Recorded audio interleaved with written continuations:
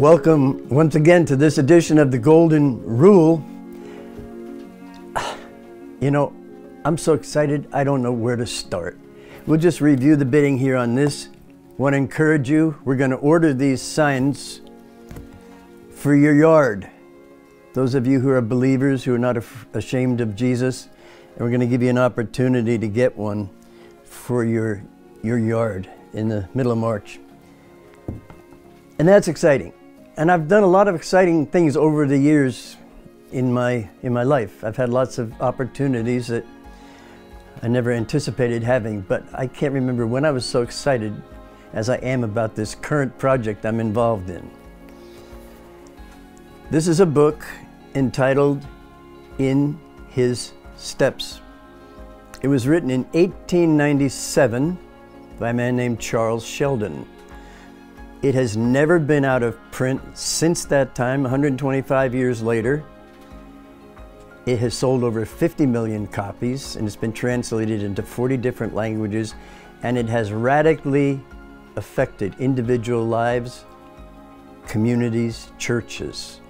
And so, I read this 30 years ago or so, and I thought, that's really a neat book, and I stuck it on the shelf. And I pulled it back out about a couple of decades later, and I read it again, and I thought, that's really a good book. I think somebody ought to make a play out of that. So I started writing a play script, and I only got 6 pages into it, and the thought came into my lightning fast mind, I wonder if I'm reinventing the wheel. And so I called the publisher, and I found out that not only is there a script already available, this is it, written by a man named Philip Grecian, who was commissioned to do it in 2007, but it's the only authorized script. They're not allowing anybody else to script this particular book. So in 2019, I ordered 25 copies of this script because there are 22 actors involved in it. And it's been sitting in a box in my closet since 2019. But the time has come. The time has come for it actually to make its appearance here in Detroit Lakes. And that's going to happen on April 5th and 6th at the Holmes Theatre in Detroit Lakes. Tickets will go on sale on March 5th. And the information will be on your screen as to where you can get them. There's a website, you can order online, you can make a phone call, or you can go to the Holmes Theatre at 806 Summit Avenue and get your ticket at the ticket booth there. It's open all day long. But I just thought it'd be kind of fun today to give you a little bit of a taste for what this is all about. In the first act, a tramp shows up at the house of Pastor Henry Maxwell, which part is being played by a man named Charlie Okeson. Some may know Charlie here in the community. And his wife Mary, interestingly enough, is played by his wife, Mickey Okeson. So Charlie and Mickey are playing the parts of Henry and Mary Maxwell. Well, Mary just left the house, and Henry had just got done telling her, I don't want any interruptions. I'm trying to get my message together for Sunday. I'm behind the 8 ball on this thing, and I'm not ready. And so please don't let me be interrupted. Well, she leaves. And no sooner does she leave than there's a knock on the door. So now you get the picture. He's perturbed. He doesn't want to be disturbed. And now all of a sudden this interruption, whatever it is. So he goes, opens the door, and here's a tramp. And the tramp says, may I come in? He says, certainly. What's a pastor going to say? So, and then the tramp starts to go on. He says, sir, I'm out of a job. And the pastor just gives him the cold shoulder, the stiff arm, just brushes him off. Everything he said, he just squelches the guy. And finally, as the tramp is leaving, discouraged, and Henry Maxwell is more and more upset because his time to prepare his message is whizzing right by, and his tramp is wasting his time. And as the tramp leaves, he looks at the pastor, he says, 1 Peter 2:21. The pastor says, what? He says, it's one of my favorite verses, 1 Peter 2:21. He says, well, goodbye, and then he leaves. So Henry Maxwell opens up his Bible to 1 Peter 2:21, which says that Jesus wants us to walk in his steps. He says, aha, that would be a perfect topic for my Sunday sermon. And so he develops his Sunday sermon based on that scripture verse.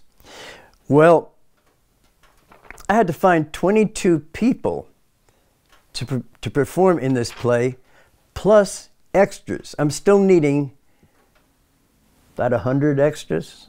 I could use 100. And they'll fall into two groups. One will just sit in the audience. That's all they do. They get to sit in the audience and watch the program for free. Oh yeah, they have to respond a couple times. We'll coach them on that, but they don't have any lines to memorize. It's just kind of it's an automatic response to something that's going on in the play. You'll understand it as you get your instructions. And then there's another group where there's a rowdy, angry, drunken mob that comes in, and I need a bunch of angry, drunken-ish acting people who know how to create a ruckus. And they're on, they haven't even come on the stage, they're just in the aisles of the theater for about 2 whole minutes, and that's it. But I need bodies. I need bodies to fill those roles. And so if you know anybody, if you yourself are interested, you can call me at 972-757-0078, and I'll just let you know. The play runs from April 5th and 6th. There'll be a Friday evening performance on the 5th at 7, and then a Saturday matinee, April 6th at 2 p.m. in the afternoon. But anybody that's involved in the play will have to attend rehearsals that previous week. There'll be a dress rehearsal on Thursday night and a tech rehearsal where we just check lighting and microphones and all that sort of stuff. That's on Wednesday. So if you want to be involved, it's going to take your time that week, the first week of April. Other than that, except for perhaps one get-together just to give you a rough idea as to what's expected of you. There'll be no rehearsals of any kind, no lines to memorize. But the people who are in the play have to memorize lines, a lot of lines, and they've done it. And we are having so much fun with this. I got to tell you what happened. So I'm recruiting people to play the different roles. And so I asked my pastor, Tim Rice, if he would play a role. He said, sure, sounds like fun. So he has the role of Calvin Bruce, a minister friend of Henry Maxwell's, actually. And then I asked Tim's daughter, Zoe, if she would be interested in playing a part. And she says, yeah, sounds like fun. So she agreed to be Virginia Page. So one day, so Virginia, or Zoe, knows that her father is in the play, but she doesn't know what character he is, and she's not really that familiar with the script herself. She's just agreed to do it. So one day, I was rehearsing with the two of them. So Tim was sitting over there, and Zoe was sitting here, and I was sitting here, and they're just going through their lines.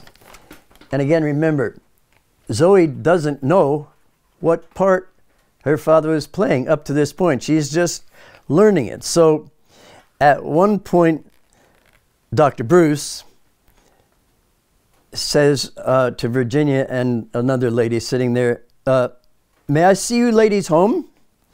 And Virginia says, oh, thank you, no, Dr. Bruce.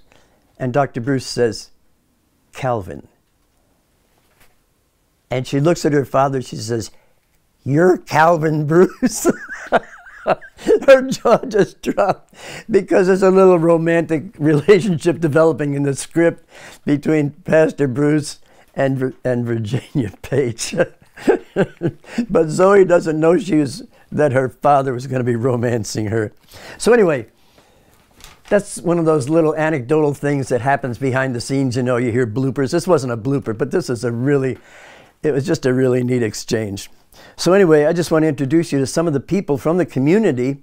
By the way, we're all amateurs. We're all highly motivated, highly gifted, highly committed amateurs. But amateurs can learn how to act, and I'm seeing that unfold right before my eyes. Some of the people have had previous acting experience. None are professionals by any stretch of the imagination, but you wouldn't know it when you see the play. You'd think this is a Broadway performance. So anyway, Henry Maxwell and his wife Mary Maxwell are played by Charlie and Mickey Okeson.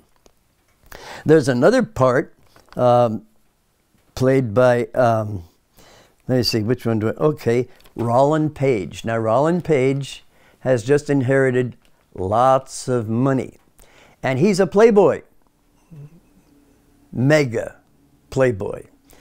And this part is played by a man named Lynn Peterson, and he plays it to a T. You'll be absolutely blown away. Lynn has had some acting experience too, so he knows what's going on here.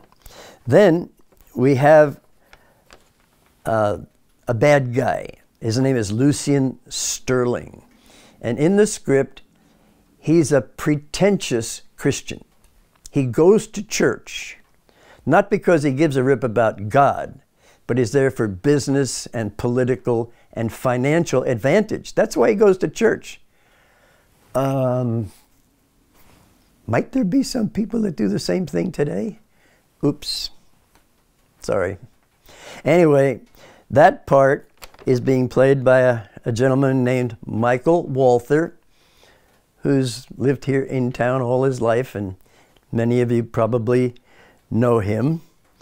Then we've got another actor whose name is Blake Franklin. He's a young man, does a tremendous job playing the part of Jasper Chase. Now Jasper is a guy who goes from total darkness spiritually to total light. I mean, the transformation as it plays out through the script is just a sight to behold. And Blake plays it to a T. Then we have a man, is a newspaper editor. His name is Ed Norman. And his part is played by Chris Brink. Some of you may know Chris. Now, Chris has produced plays of his own over the past. He's done a couple at the Holmes Theatre also. And he writes plays. And so he's agreed to be Ed Norman.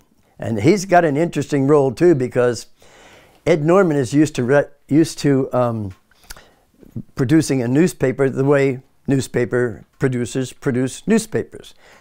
They got to sell news. They got to have stuff in there that sells news. And all of a sudden, when Pastor Maxwell, early on in the play, starts to become disturbed by the fact that not only are his people playing church, but he is too, and he realizes it. So he puts out a challenge, and he says, anybody that wants to join my pledge group, meet me after the service, and I'll explain what we're doing. He says, but in order to be a member, you have to make a personal commitment to make no decisions in your life for at least 12 months, perhaps more, public, private, personal, whatever, big or small, without first asking yourself the question, what would Jesus do? If he had to make a decision, he was in my shoes now, how would he make it? And that's the theme of this whole play. WWJD, some of you have probably heard the expression, what would Jesus do?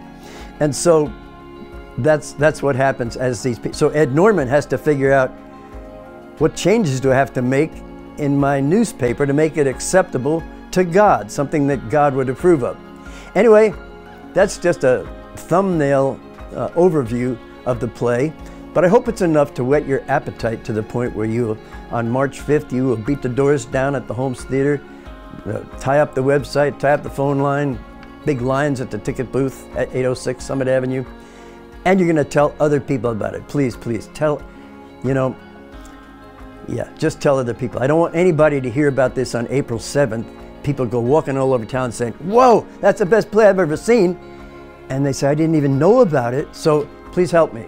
Help people to know about it. Whether they end up coming or not is their choice, but I don't want them to say they didn't know it was happening. Okay, thank you, God bless you, and we'll see you on the next Golden Rule.